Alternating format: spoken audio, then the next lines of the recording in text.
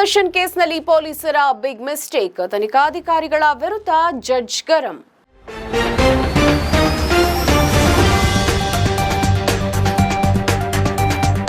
Sandalwood ನಟ ದರ್ಶನ್ ತೂಗುದೀಪ ಮತ್ತು ಅವರ ಗ್ಯಾಂಗ್ ಭಾಗಿಯಾಗಿದೆ ಎನ್ನಲಾದ ರೇಣುಕಾಸ್ವಾಮಿ ಕೊಲೆ ಪ್ರಕರಣಕ್ಕೆ ಬಿಗ್ ಟ್ವಿಸ್ಟ್ ಎದುರಾಗಿದೆ.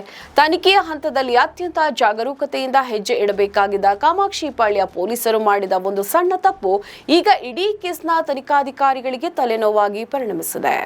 ರೇಣುಕಾಸ್ವಾಮಿ ಕೊಲೆ ನಡೆದ ನಂತರ ಪೊಲೀಸರು ಆರೋಪಿಗಳನ್ನು ಸ್ಥಳಕ್ಕೆ ಕರೆದೊಯ್ದು ಘಟನೆಯ ಸ್ಥಳ ಮಹಜರು ನಡೆಸಿದ್ದರು. ಇದೇ ವೇಳೆ ಕೊಲೆಗೆ ಬಳಸಿದ ಕಾರು ಮತ್ತು ಇತರೆ ವಸ್ತುಗಳನ್ನು ವಶಪಡಿಸಿಕೊಳ್ಳುವಾಗ ಕಾನೂನಿನ ಪ್ರಕಾರ ಮಹಜರು ಮಾಡಬೇಕಾಗುತ್ತೆ. ಈ ಪ್ರಕ್ರಿಯೆಗೆ ಸಾಕ್ಷಿಗಳಾಗಿ ಸಮಾಜದಲ್ಲಿ ಗೌರವ ಹೊಂದಿರುವ ವ್ಯಕ್ತಿಗಳನ್ನು ಕರೆತರಬೇಕೆಂದು ನಿಯಮ. ಆದರೆ ಇಲ್ಲಿ ಪೊಲೀಸರು ಮಾಡಿದ್ದೇ ಬೇರೆ. ಇತ್ತೀಚೆಗೆ ನ್ಯಾಯಾಲಯದಲ್ಲಿ ನಡೆದ ವಿಚಾರಣೆ ಮತ್ತು ಕ್ರಾಸ್ ಎಕ್ಸಾಮಿನೇಷನ್ ವೇಳೆ ಡಿಫೆನ್ಸ್ ಪರ ವಕೀಲ ಸುಧನ್ವಾ ಅವರು ವಾದ ಮಂಡಿಸುವಾಗ ಒಂದು ಸ್ಫೋಟಕ ಸತ್ಯ ಹೊರಬಂದಿದೆ. ಪೊಲೀಸರು ಮಹಜರ ಸಮಯದಲ್ಲಿ ಸಾಕ್ಷಿಯನ್ನಾಗಿ ಸಹಿ ಮಾಡಿಸಿಕೊಂಡಿದ್ದ ಶಿವು ಎಂಬಾತ ಸಾಮಾನ್ಯ ವ್ಯಕ್ತಿಯಲ್ಲ, ಬದಲಿಗೆ ಆತ ಒಬ್ಬ ರೌಡಿ ಶೀಟರ್ ಅಂತ ತಿಳಿದು ಬಂದಿದೆ. ವಕೀಲರ ಪ್ರಶ್ನೆಗಳಿಗೆ ಉತ್ತರಿಸುವಾಗ ಶಿವು ಸ್ವತಃ ತಾನು ರೌಡಿ ಶೀಟರ್ ಅಂತ ಒಪ್ಪಿಕೊಂಡಿದ್ದಾನೆ. ನನ್ನ ಮೇಲೆ ಈಗಾಗಲೇ 3 ಕ್ರಿಮಿನಲ್ ಕೇಸ್ಗಳಿವೆ ಅಂತ ಆತ ಕೋರ್ಟ್ ಮುಂದೆ ಹೇಳಿಕೆಯನ್ನ ಕೊಟ್ಟಿದ್ದಾನೆ.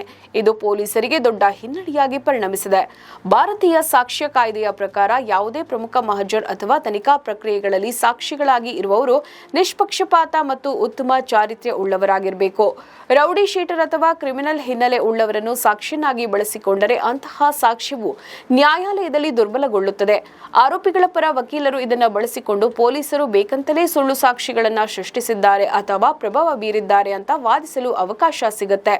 ಪೊಲೀಸರ ಈ ನಡೆಯನ್ನು ಕಂಡು ನ್ಯಾಯಾಧೀಶರು ತೀವ್ರ ಅಸಮಾಧಾನವನ್ನ ವ್ಯಕ್ತಪಡಿಸಿದ್ದಾರೆ.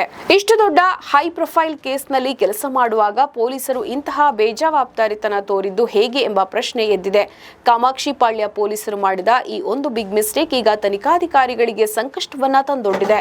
ಒಂದು ವೇಳೆ ಮಹಜರ್ ಸಾಕ್ಷಿಯೇ ವಿಶ್ವಾಸಾರ್ಹವಲ್ಲ ಅಂತ ಸಾಬೀತಾದರೆ ಪೊಲೀಸರು ವಶಪಡಿಸಿಕೊಂಡಿರುವ ಕಾರು ಮತ್ತು ಇತರೆ ಸಾಕ್ಷಿಗಳ ಮಹತ್ವ ಕಡಿಮೆಯಾಗಬಹುದು. ಇದು ದರ್ಶನ್ ಮತ್ತು ಇತರ ಆರೋಪಿಗಳಿಗೆ ಕಾನೂನುಬದ್ಧವಾಗಿ ಲಾಭ ತಂದುಕೊಡುವ ಸಾಧ್ಯತೆ ಇದೆ. ಒಟ್ಟಾರೆಯಾಗಿ ರೇಣುಕಾಸ್ವಾಮಿ ಪ್ರಕರಣದ ತನಿಖೆಯಲ್ಲಿನ ಈ ಲೋಪದೋಷಗಳು ಈಗ ದೊಡ್ಡ ಚರ್ಚೆಗೆ ಕಾರಣವಾಗಿದೆ. ನಮ್ಮ ಈ ವಿಡಿಯೋ ನಿಮಗೆ ಇಷ್ಟ ಆದಲ್ಲಿ ಲೈಕ್ ಮಾಡಿ, ಶೇರ್ ಮಾಡಿ, ಕಮೆಂಟ್ ಮಾಡಿ ಮತ್ತೆ ಸಬ್ಸ್ಕ್ರೈಬ್ ಮಾಡಿ.